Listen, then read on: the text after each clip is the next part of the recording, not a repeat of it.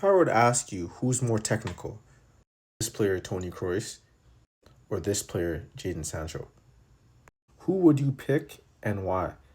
If you pick Jadon Sancho, here's why you would be wrong. Us as football fans have kind of cherry picked technical ability into one category, and it's not one category.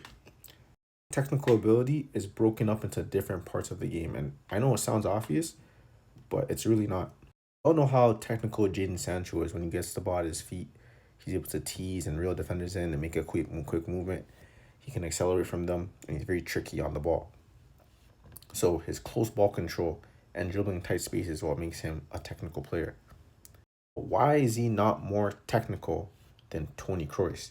He's not more technical than Tony Kroos because there's more parts to a game than the ball at your feet and being tricky on the ball and being able to beat a man 1v1. As I said earlier, technical is not just one category, ball at your feet and your ability to take someone 1v1. I think technical is more than that. It's more in different types of categories. I broke it down here. Dribbling in tight spaces, as I mentioned before, Jadon Sancho has this type of ability. But there's also first touch. There's also weight of pass.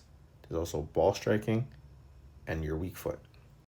All these things combined is what you should be able to use to gauge a player's technical ability.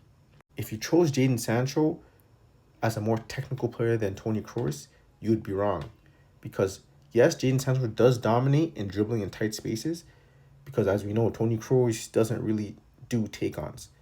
He's not a take-on type of player, but his first touch is excellent. His way to pass is sublime.